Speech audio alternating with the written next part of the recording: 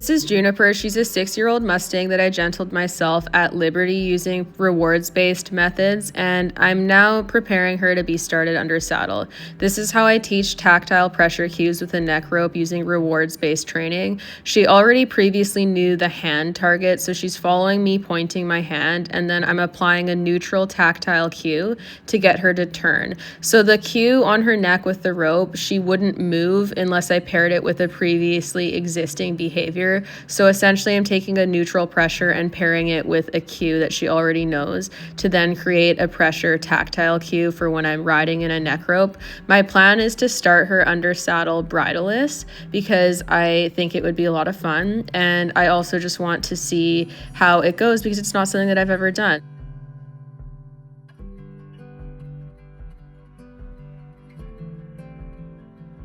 I have done a ton of Liberty work, but this is only one of her first few times in the arena, and she was only just introduced to poles the day before this, but she's a professional and she's very brave, so she's doing really well. She leads at Liberty super well, and she's excellent with Liberty work because of how much handling and gentling I've done with her completely at Liberty with no halters or ropes. So she's really, really good about being handled without any equipment because she's honestly done this more than she has been handled with equipment.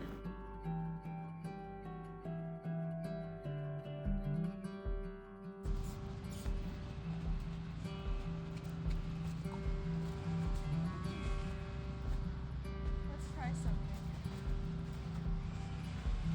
Oh yeah, like I know this is the way out, and all the other horses are right there too. Come on, come on, Judith. Come on.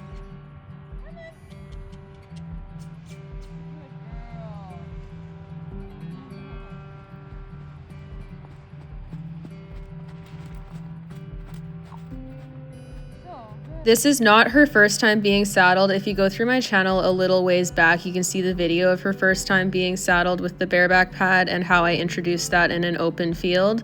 So this is something that she's done quite a few times. I wouldn't saddle a horse this quickly if it was their first time. I've always saddled her at Liberty. She's never been tied up or wearing a halter or anything like that when I have put on her bareback pad. She's always had the ability to walk away and not participate, which I think is important because you can't really get a real yes if no is not an option.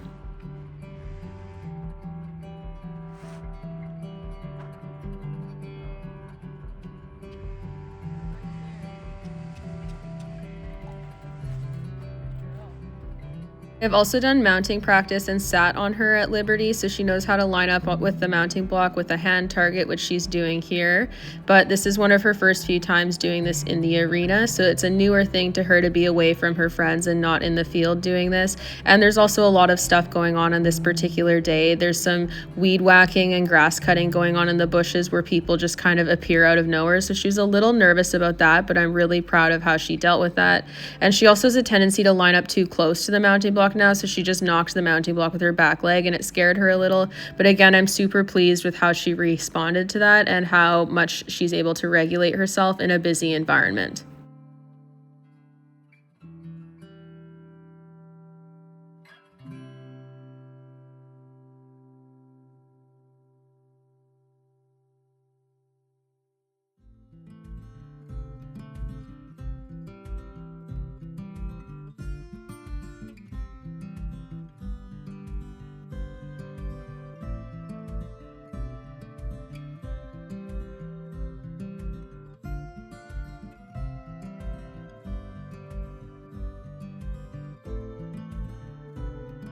Despite the fact that I've already sat on her, I always start off these sessions by bellying over and kind of treating it like she has never been sat on, especially when there's a lot of new stuff going on in the environment and there's a lot of busy stimuli.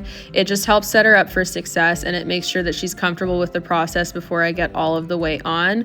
And the other thing that I love about having her at Liberty is if she's really uncomfortable, she can and will just walk away.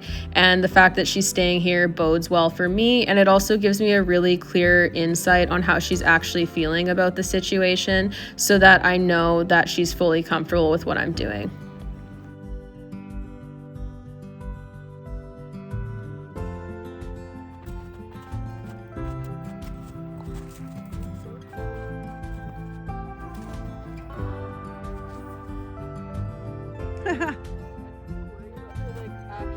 Climbing on it. Yeah, she does. Yeah. But she's actually quite careful with her legs. Good girl.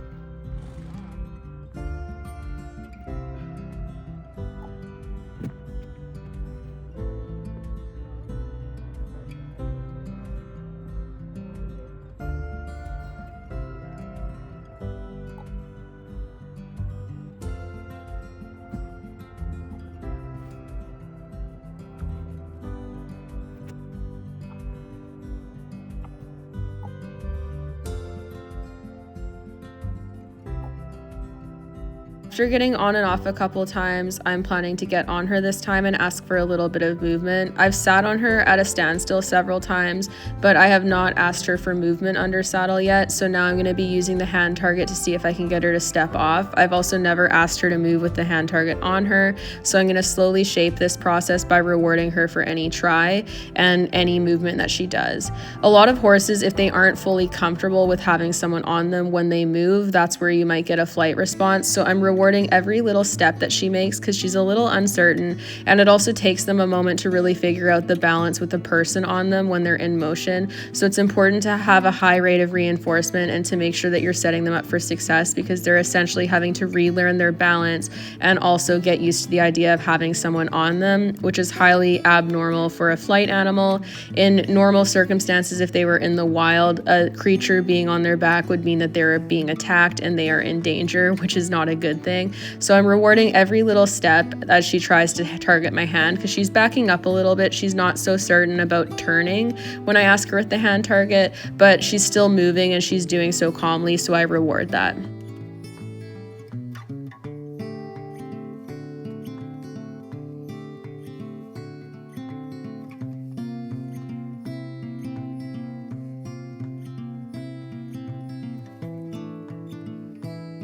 Juniper is such a smart girl, and she's so engaged in training, and she's handling this busy environment really well, so I'm super proud of her.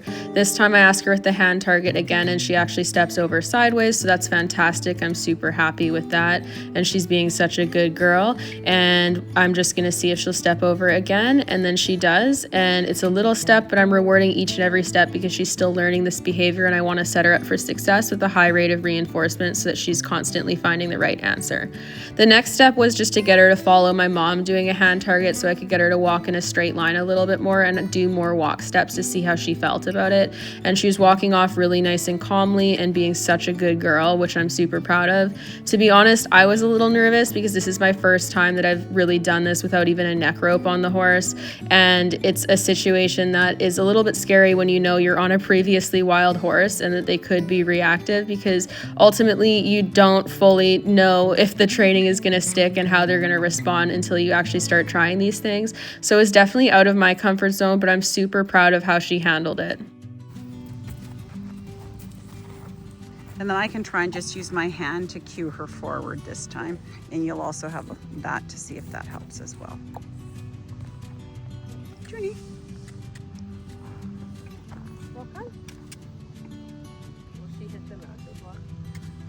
Come this way. Come this way. Junie. Yes. Junie.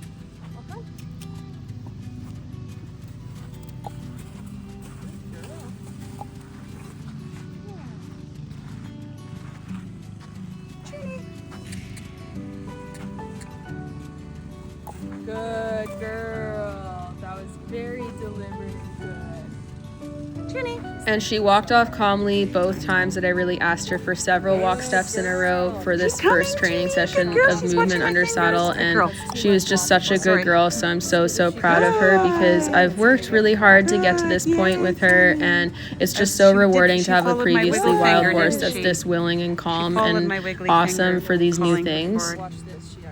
Then we finished this training session with her showing off her halter target and how good she is at putting her head in the halter. She's such a good girl. I'm so pleased with her. And yeah, that's that. I'm super happy with her, and it's so rewarding to see a Mustang willing to participate in training with me because she was taken out of the wild against her will. So I've really tried to emphasize the idea of making her a willing participant in training and allowing her to have choice, because she didn't have choice during the roundup, and her first initial interactions with people people weren't necessarily the most pleasant. It was probably quite scary. So I think that giving her choice in training has been a really healing process for both me and her.